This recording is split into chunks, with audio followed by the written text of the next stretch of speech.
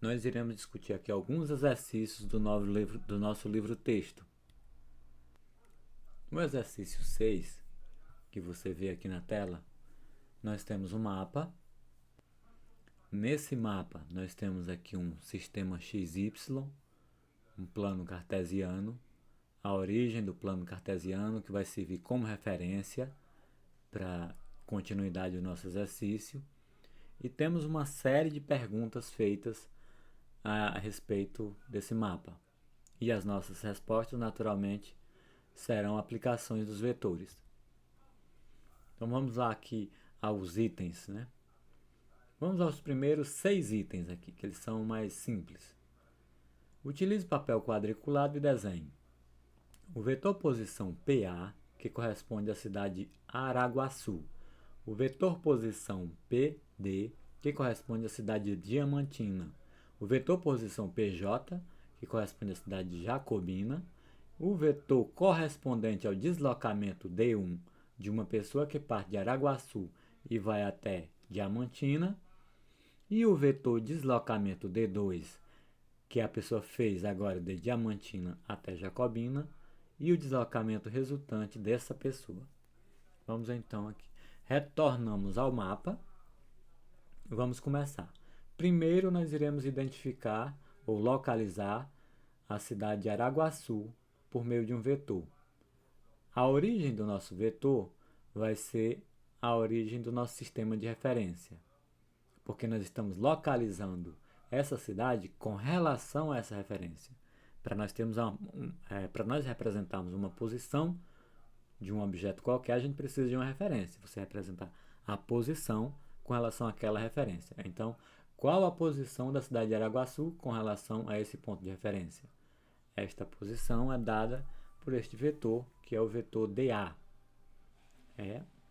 O vetor deslocamento tem a sua origem no ponto inicial, que nesse caso é o nosso ponto de referência, e a sua extremidade no ponto final, que é o local que nós estamos localizando, nesse caso a cidade de Araguaçu. A segunda cidade que nós precisamos localizar nesse mapa é a cidade de Diamantina. Nós iremos localizar a cidade através de um vetor também, que é o vetor DD. Então o vetor começa aqui na origem e se estende até a cidade de Diamantina. Depois nós precisaremos localizar a cidade de Jacobina. Vamos localizar a cidade de Jacobina por meio de um vetor. Agora, nós iremos representar o deslocamento de uma pessoa que se desloca de Araguaçu até Diamantina. Então, nós queremos mostrar o vetor deslocamento dessa pessoa.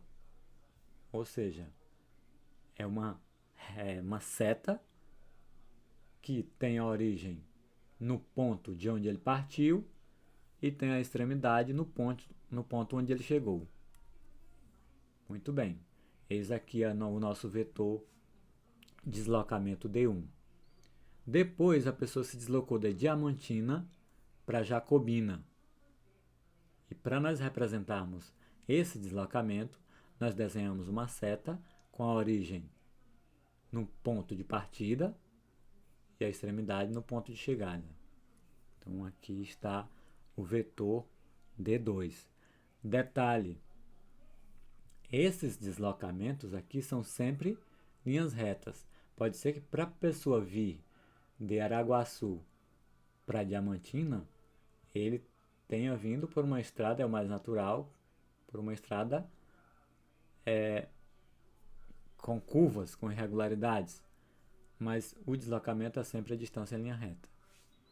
Por fim, nós queremos desenhar um vetor que represente o deslocamento final dessa pessoa. Ela partiu de Araguaçu e parou em Jacobina. Então, qual é o vetor que vai dar o deslocamento final dessa pessoa? É uma reta que se inicia aqui em Araguaçu e que a sua extremidade está aqui apontando para Jacobina.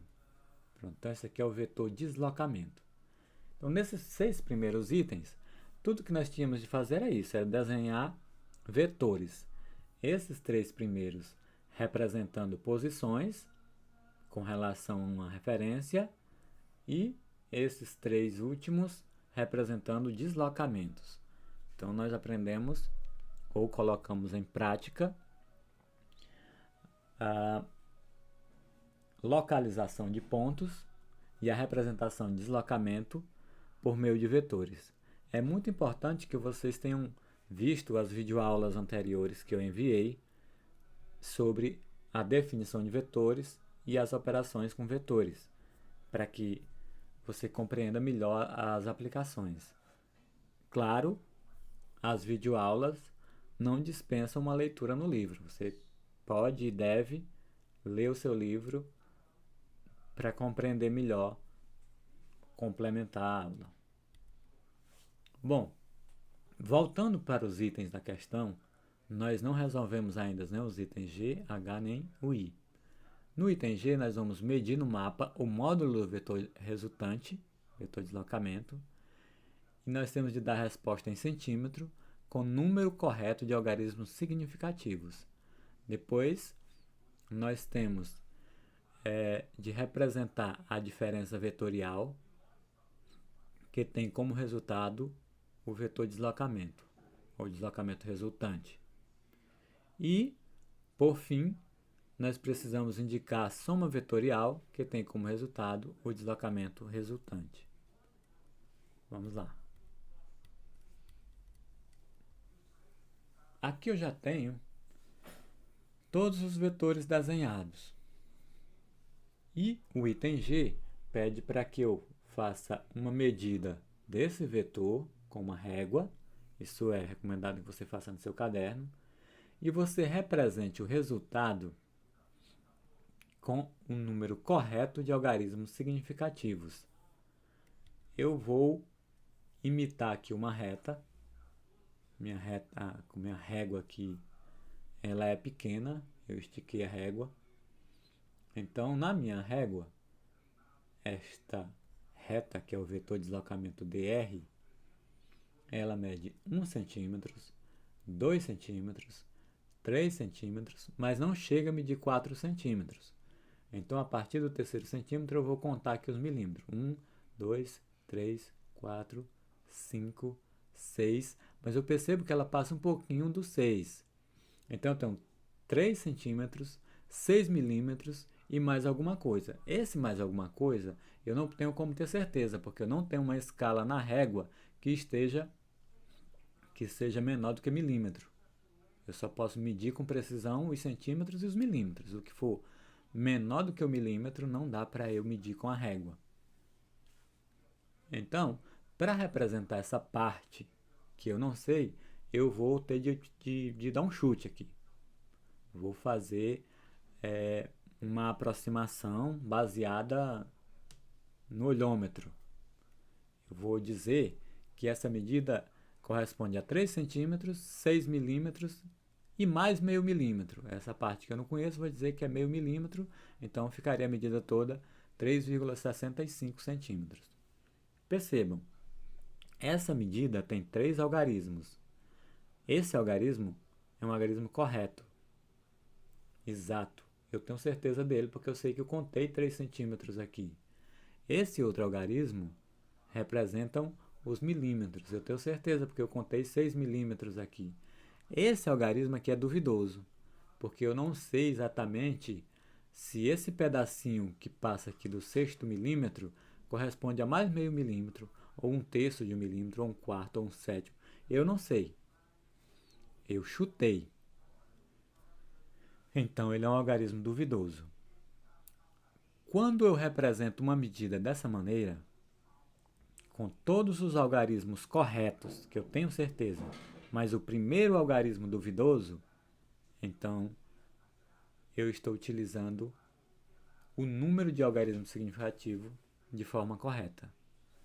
Então, sempre que você for representar uma medida, para que você represente o grau de inexatidão da sua medida, você pode optar por representar um algarismo duvidoso na sua medida. Representa todos os algarismos que estão representando a medida correta, 3 centímetros, 6 milímetros, e o primeiro algarismo em que você tem dúvida. Então, isso significa representar o resultado com o número correto de algarismos significativos. Na outra item, no item H, nós precisávamos representar o deslocamento resultante como sendo a diferença de dois vetores, como a diferença vetorial. Como é que nós vamos fazer isso? Você vai ver que é bem simples. Lembre-se, o deslocamento, por definição, é a posição final menos posição inicial. Se nós verificarmos, essa pessoa começou o seu deslocamento em Araguaçu e terminou o seu deslocamento em Jacobina. Então, a posição final dele é Jacobina. A posição inicial dele é Araguaçu. O vetor que representa a posição inicial é o DJ. Perdão, a posição final é o DJ. O vetor que representa a posição inicial é o DA. Portanto, o vetor resultante é DJ menos DA. O item dessa questão, que é o item I, nós precisamos representar o vetor DR como sendo a soma de dois outros vetores. Para facilitar, eu vou excluir aqui os vetores que não farão parte mais do problema e deixar apenas os três que nos interessam.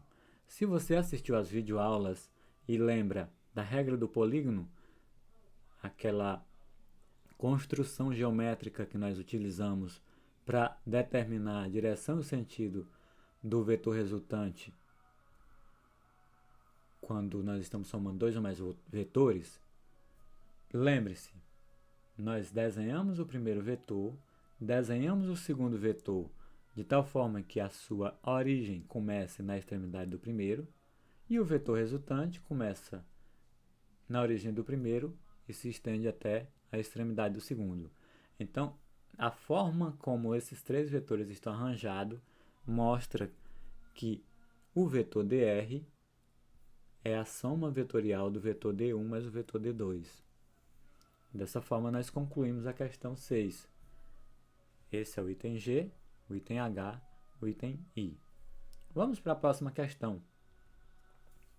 Questão 9. Com base nas figuras, efetue geometricamente no seu caderno as operações com os vetores indicados. Os vetores indicados no item A são os vetores A e B, e as operações indicadas são S igual a A mais B, D igual a A menos B. Ou seja, eu preciso encontrar a soma e a diferença desses dois vetores. Eu vou utilizar a regra do paralelogramo para resolver esse item. Eu poderia também utilizar a regra do polígono e encontrar o mesmo valor. Então, vou resolver o item A. De acordo com a regra do paralelogramo, eu repito os vetores, mantendo seu comprimento, ou seja, seu módulo, direção e sentido. Dessa maneira, vetor A, vetor B. E aí, eu traço duas retinhas, uma paralela ao B, outra paralela ao A, de tal forma que eu complete um paralelogramo, dessa maneira. E o vetor resultante é a diagonal desse paralelograma, que se inicia aqui no vértice formado pelos vetores A e B e se estende até o vértice oposto. Assim, nós construímos geometricamente o vetor soma para esses dois vetores. Então, S igual a A mais B. Como é que eu faria a diferença? Utilizando ainda a regra do paralelogramo. Eu vou desenhar o vetor A. Como eu quero a diferença, eu não vou desenhar o vetor B, eu vou desenhar o vetor menos B. A menos B vai dar a diferença. Então, vetor A e o vetor menos B.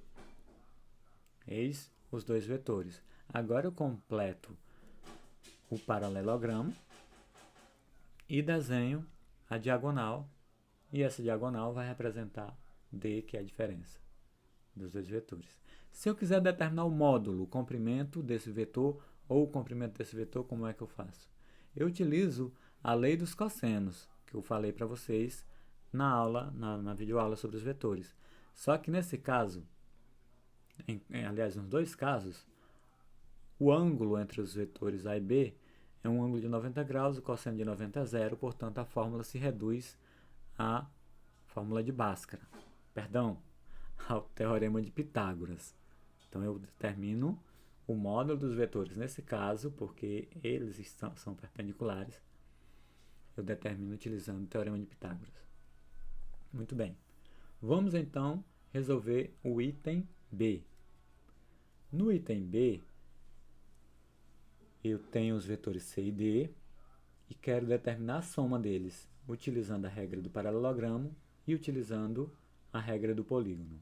Vamos então para o primeiro caso. Desenhei o vetor C, desenhei o vetor D de tal forma que as origens deles coincidam. Agora eu traço aquelas retinhas, formei um paralelogramo, desenho a diagonal. Pronto, determinei o vetor S no primeiro caso. No segundo caso, eu vou utilizar a regra do polígono. Desenho o vetor C, desenho o vetor D, começando na extremidade do C. Pronto. C, daqui o D, e o vetor resultante começa na origem do primeiro e termina na extremidade do segundo.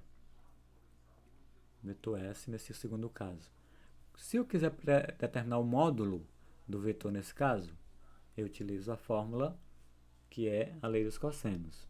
Nesse caso eu tenho de utilizar a fórmula completa, porque o cosseno desse ângulo, aliás, esse ângulo certamente não é um ângulo de 90 graus, portanto esse cosseno vai ser diferente de zero, então ele tem de constar.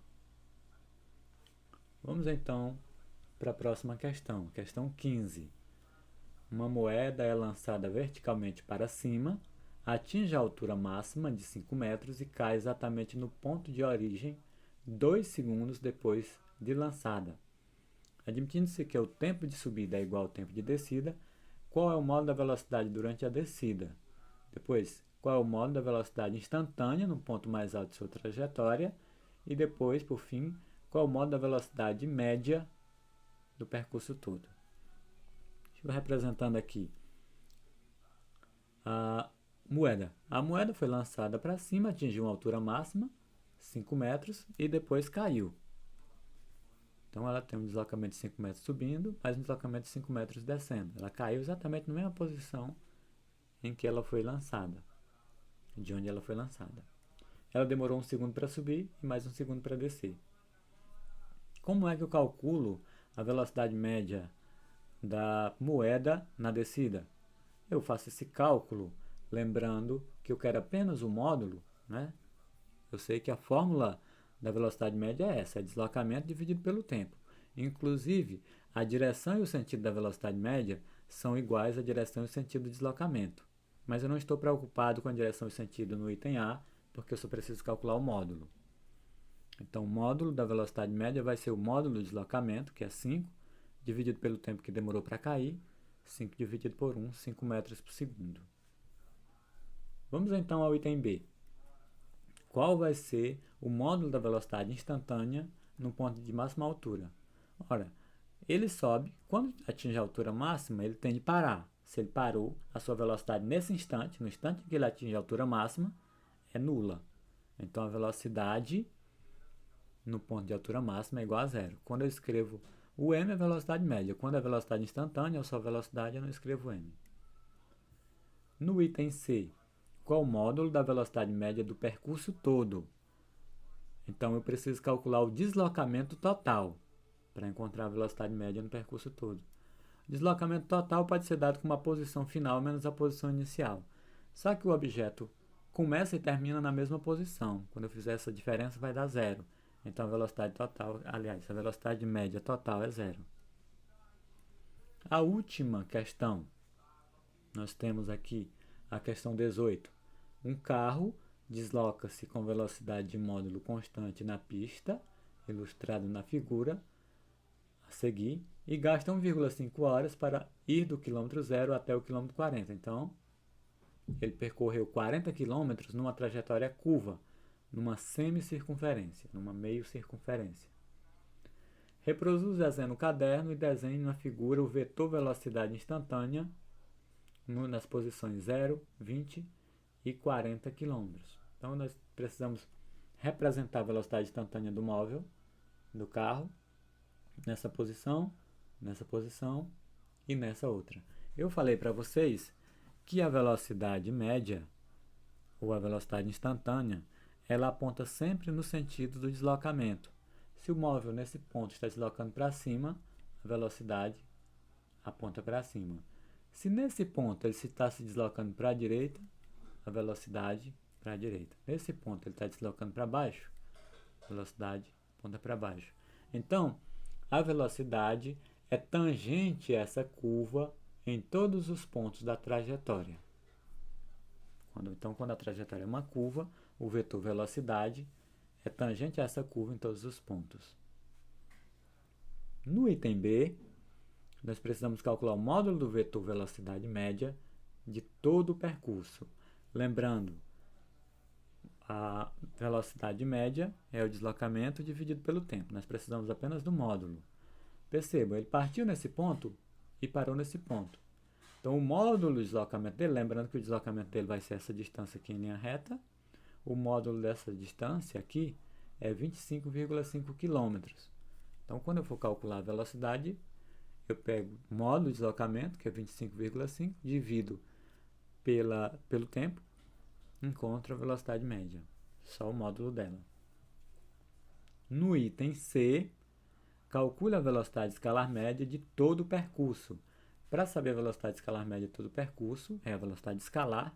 Então, é o comprimento do percurso total, que é 40 km, dividido pelo tempo. Então, a velocidade escalar média, 40 dividido por 1,5, vai dar aproximadamente 26,7 km por hora. E isto é tudo. Estas são as questões que eu quis discutir para vocês. Vou deixar outras questões para vocês responderem e vou ficar à disposição para tirar dúvidas.